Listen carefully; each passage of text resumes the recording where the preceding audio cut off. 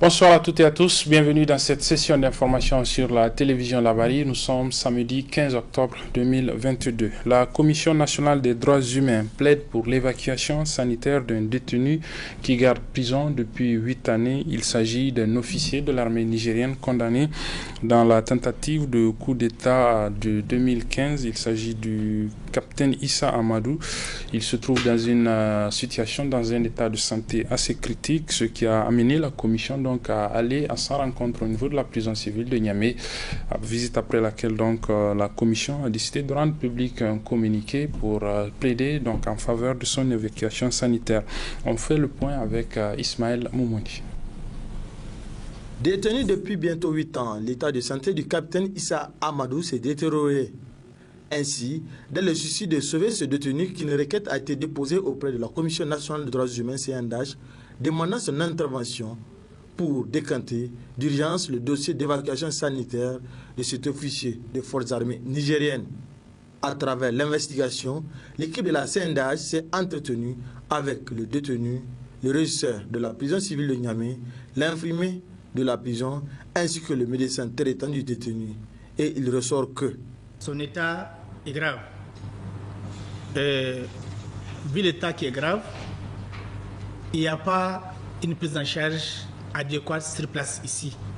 C'est pour cela que la conclusion de la commission, c'est que ce détenu doit être évacué pour une prise en charge dans un centre vraiment qui correspond à la spécialité de la maladie.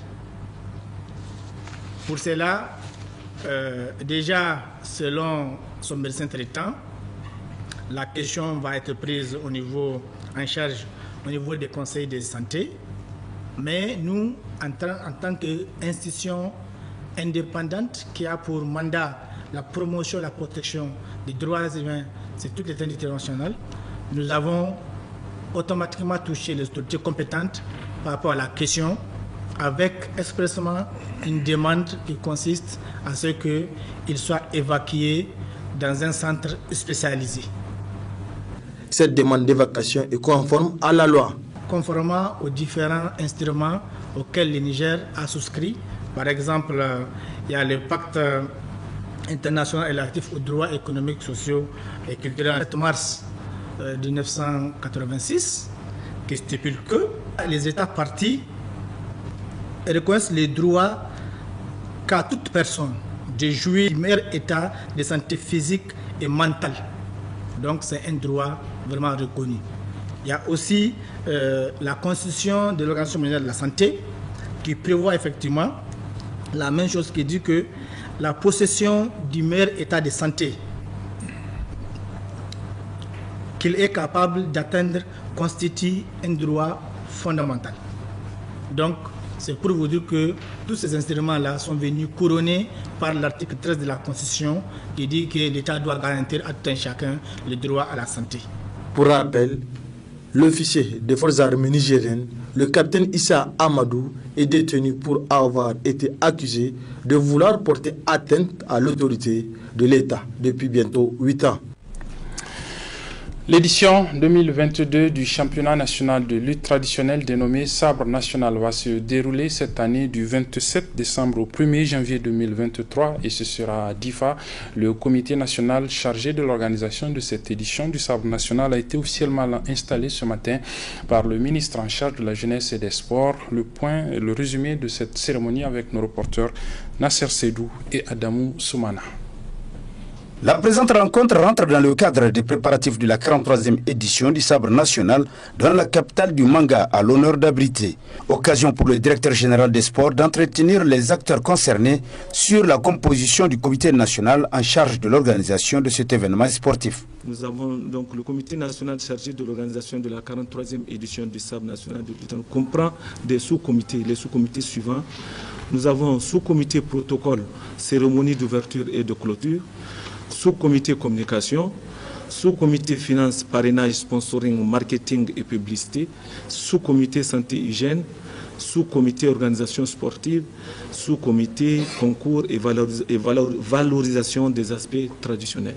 Procédant à l'installation officielle du dit comité, le ministre en charge des sports a tenu à encourager les membres du comité dans l'accomplissement de leur mission pour une réussite du rendez-vous de DIFA. Le championnat national de lutte devenu sabre national est à sa 43e édition et toutes les précédentes ont connu la même symbolique.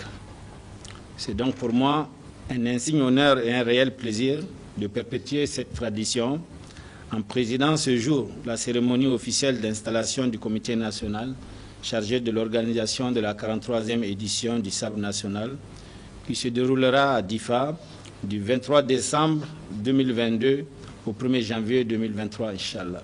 Les membres du comité national, soyez-en félicités. Je voudrais vous exhorter à beaucoup d'ardeur et d'abnégation pour un heureux aboutissement de notre mission.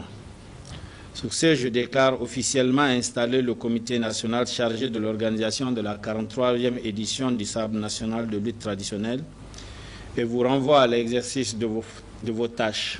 Gageons que les membres de ce comité du sabre national fassent école des manquements constatés lors des précédents rendez-vous de ce sport roi au Niger pour les corriger au grand bonheur des amateurs de la lutte traditionnelle. Voilà, notez bien que cette édition va se tenir bien du 23 décembre au 1er janvier 2023. La deuxième édition du programme Niamey Noman Rani ou Djaougoy ou encore si vous voulez les cultures de contre-saison a été officiellement lancée ce matin.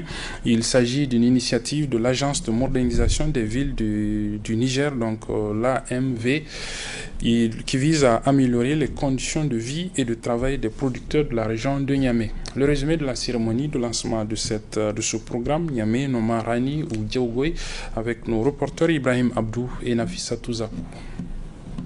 C'est dans le cadre de la promotion d'une agriculture urbaine, d'un urbanisme équilibré, économique et écologique pour les villes soutenables et durables que l'Agence de modernisation des villes AMV Niger lance la deuxième édition du programme Niamey Noman Rani ou Djaougoyo.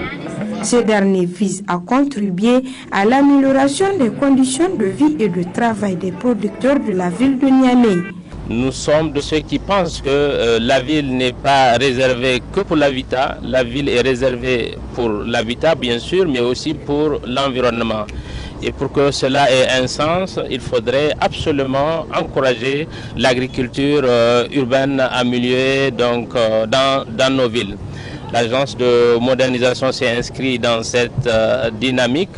Au niveau de l'agence de modernisation, continuer à initier ce genre d'activités pour que désormais l'agriculture ne soit pas que rurale, qu'elle soit aussi urbaine. Comme ça a été dit dans l'introduction, que nous sommes à la recherche d'une ville équilibrée. Une ville équilibrée, c'est une ville qui allie l'habitat, l'homme, l'environnement et tout ce qui constitue l'écosystème. Cette initiative à mettre à l'échelle dans tous les centres urbains et ruraux est vivement appréciée par le président de la Chambre régionale de l'agriculture de Niamey, Kra Niamey. Cette cérémonie de la deuxième édition Niamey Noman Rani Djaougoyo vient à point nommé car elle constitue un appui très considérable pour tous les acteurs concernés et contribuera à l'amélioration de leurs conditions de travail, mais aussi de leurs conditions de vie. C'est pour toutes ces raisons que la CRA de Niamey, en tant que représentante de l'ensemble de la profession agricole de Niamey, a sollicité auprès de l'AMV, en plus du lancement de cette deuxième édition, Niamey Noman Rani ou Djaougoyo, un appui aux coopératives en semences potentielles, en compost, en matériel, arrosoir, brouette, etc. Procédant au lancement de cette deuxième édition de Niamey Noman Rani, le ministre de l'Aménagement du territoire et du développement communautaire a tenu à féliciter et encourager l'AMV Niger pour ce geste combien louable. C'est vraiment un grand honneur et un grand plaisir pour nous de constater que dans les délais, le processus de lancement de la campagne de production maraîchère post-saison hivernale va démarrer dans quelques instants au niveau de la ville de Niamey. C'est vraiment un honneur et c'est une performance pour vous, monsieur le directeur général, de lancer en tout cas ce processus dans le meilleur délai.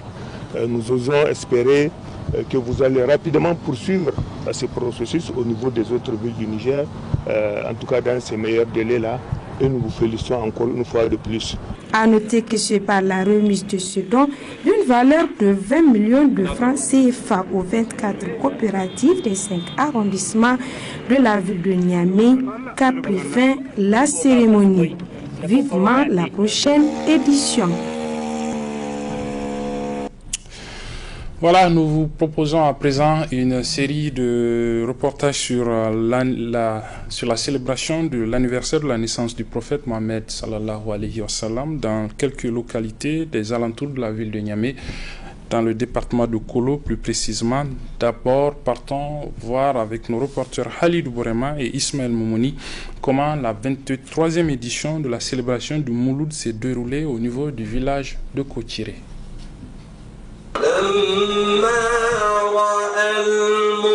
Venus d'Égypte, d'Irak, des pays de la sous-région et de plusieurs localités du Niger, ces fidèles de la confrérie Tijania ont convergé à Kotiré, village situé à une vingtaine de kilomètres de Niamey, pour la célébration du Mouloud.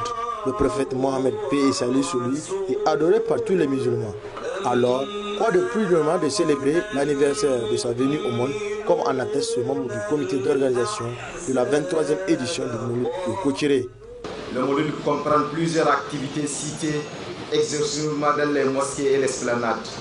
La lecture du Saint-Coran, l'exposé sur la vie du prophète Mohammed sallallahu alayhi wa sallam, sur l'islam, hommage à Allah subhanahu wa ta'ala, hommage au prophète Mohammed et à ses compagnons, hommage à tous ceux qui, plus près de nous, représentent les valeurs sûres de l'islam, les guides éclairés du culte de la dimension du Cheikh Ibrahim Ignace radiyallahu ta'ala anhu, du Cheikh Abou Bakar Chota radiyallahu ta'ala anhu, du Cheikh Chouaïb radiyallahu ta'ala anhu, du Cheikh Youssef radiyallahu ta'ala anhu, du Cheikh Mohamed Kaoura radiyallahu ta'ala anhu, du Cheikh Abdourazak Koussa radiyallahu ta'ala anhu, du Cheikh Hassan Kokiri radiyallahu ta'ala anhu, etc., etc. Chers frères et sœurs en islam, assurément le Mouloud reste et demeure l'une des principales évocations islamiques du culte et du souvenir. Invoquer le Tout-Puissant et chanter ses louanges reste rendre hommage à Dieu, au prophète Mohammed sallallahu alayhi wa sallam, à ses compagnons. Le président de la République et celui de l'Assemblée nationale sont représentés à cette cérémonie à laquelle on prie pas les chefs coutumiers et religieux, mais également le responsable administratif du département de Kolo, qui d'ailleurs a tiré son chapeau aux organisateurs. Je voudrais au démarrant remercier très sincèrement le comité d'organisation du président Mouloud et particulièrement le calife Tijani Kokiri pour la réussite de cet important événement religieux. J'ai également une pensée pieuse pour le cheikh Hassan Kokiri, qu'Allah lui fasse miséricorde. Les leçons, les qualités et les valeurs du prophète, paix et salut sur lui, doivent nous inspirer pour que nous améliorions notre existence et bâtir une communauté de paix, de tolérance et de solidarité. Prions Allah pour qu'il nous accorde la paix, la sécurité et la prospérité au Niger ainsi qu'aux autres pays frères musulmans. J'en profite pour saluer l'engagement et la dévotion des respectés leaders religieux qui ont toujours imploré le miséricordieux Allah pour qu'il accorde la bénédiction à notre pays et à son peuple. Toute la nuit jusqu'au petit matin, ces fidèles ont fait des zikrs, prêches, lecture du Saint-Coran, mais aussi imploré à travers des Fatiha le Tout-Puissant pour qu'il descende sa grâce au Niger et les autres pays musulmans du monde entier. Au niveau du village de Tchida, c'est toujours dans le département de Kolo, région de Tillabéri. C'est la 33e fois que l'anniversaire de la naissance du prophète, paix et salut sur lui, est célébré. Et c'était dans la nuit d'hier à aujourd'hui. Il y avait pour la télévision Labari, Chebou Guisso et Boubacar Ibrahim.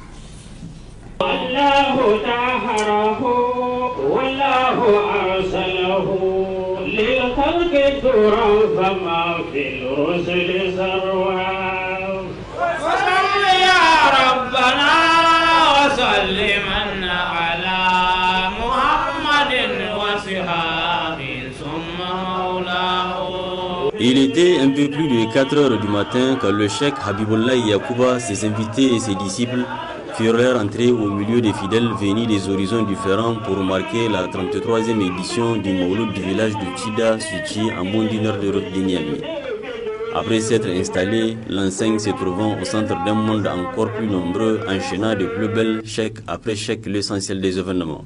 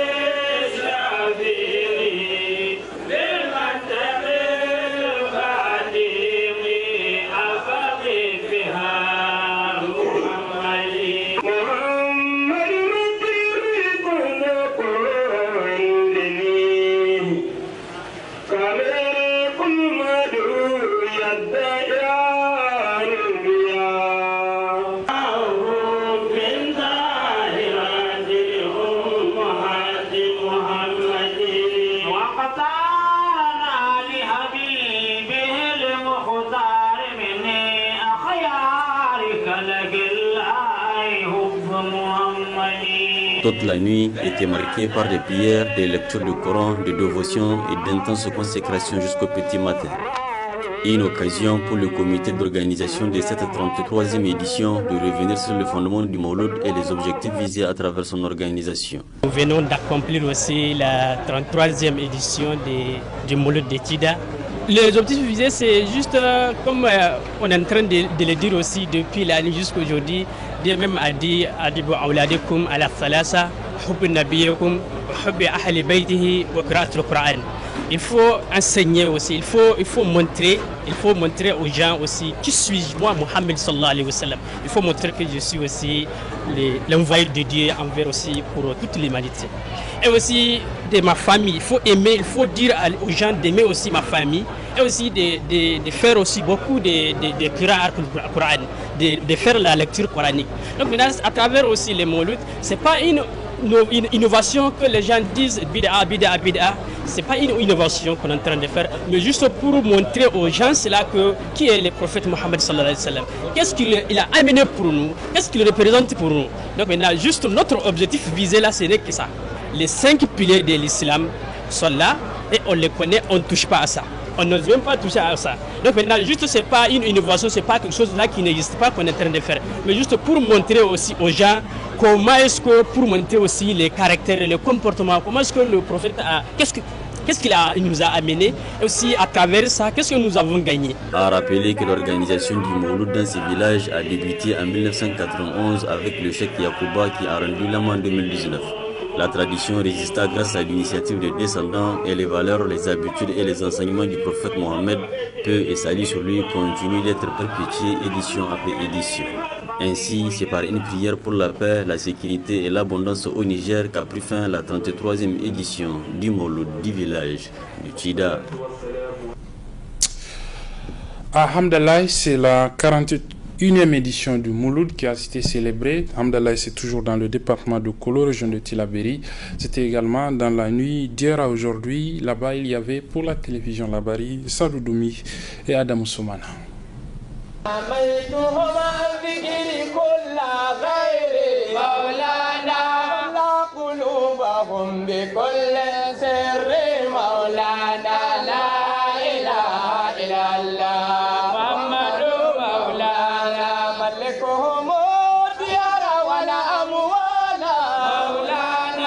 Invocation, récit sur la vie du sceau des prophètes et lecture du Saint-Coran ont marqué les temps forts de cette nuit communément appelée Petit Mawlud, un événement commémoré par la présente cérémonie pour la 41e fois par la Zawiya de Cheikh Nouvou de Hamdallah. C'est la valeur du prophète qu'il faut mettre en avant pour que nous soyons reconnaissants au prophète pour non seulement avoir descendu et expliquer le Coran, mais aussi à prier pour nous, pour que nous soyons tous pardonnés par Dieu.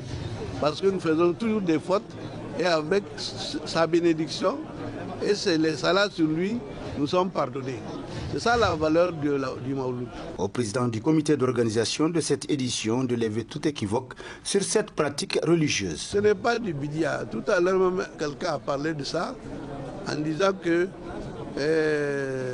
Boubacar, le premier calife du prophète, a dit que c'est tout celui qui fait même une aumône dans cette nuit au nom de la naissance du prophète, il aura la bénédiction pour avoir le paradis.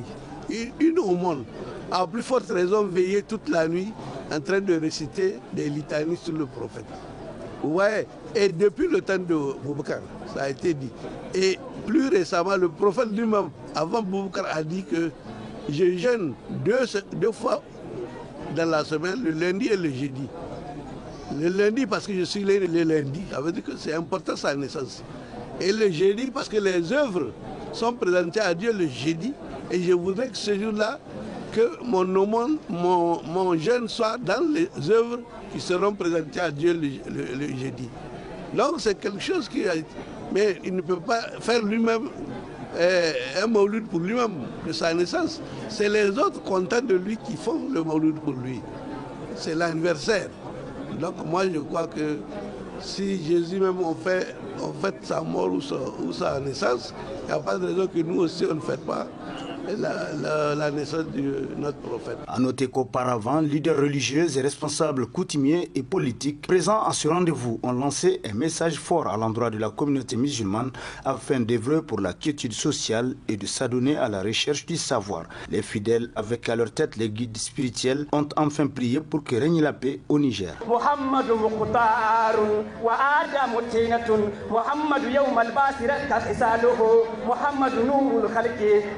محمد عظيم خلق تم جلاله عليه صلاة الله ثم سلامه يزول عذابي أنا منك زواله لا إله إلا الله.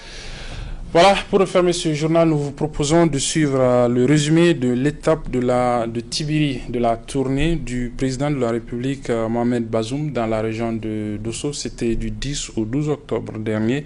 La dernière étape, donc, c'était Tibiri. Je vous propose de suivre le résumé de cette étape avec nos envoyés spéciaux Ibrahim Abdou et Adam Soumana. Très bonne réception et bonne suite de nos programmes. Le département de Tibiri a constitué la seconde étape de la tournée du président de la République dans la région de Dosso. Ainsi, tôt le matin, jeunes et vieux, hommes et femmes de la commune rurale de Koremaïroa ont envahi les abords de la RN1 pour accueillir le président Mohamed Bazoum venu s'enquérir des conditions de vie des populations de cette partie du pays et voir les mesures qui s'imposent afin d'alléger leurs souffrances. Entre autres mesures en voie d'exécution à cet effet, le chantier de construction de la route reliant Koremaïroa en son chef-lieu de département Tibiri sur une longueur de 24 km. Un chantier confié à l'entreprise EGBTP de El Hadj Amadou Maroumé Nassara pour la qualité de ses prestations est financé par le budget national à hauteur d'un peu plus de 46 milliards de francs CFA. Des travaux entamés le 1er mars dernier pour un délai d'exécution de 30 mois, un délai dont le chef de l'État a demandé le respect malgré l'assurance qui lui a été faite à ce sujet. Dans le chef-lieu du département de Tibiri, c'est une marée humaine qui attend le père de la nation pour écouter avec des oreilles attentives le message dont il est porteur à leur attention.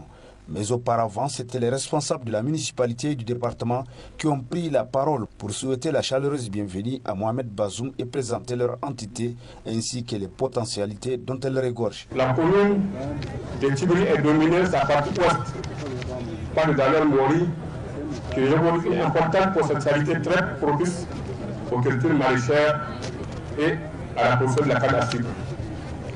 Notre population souhaite sa mise en œuvre, particulièrement pour réduire le chômage des jeunes. D'ores et déjà, Monsieur le Président, notre commune a bénéficié de plusieurs infrastructures dans le domaine de l'éducation, de la santé, de l'hydraulique.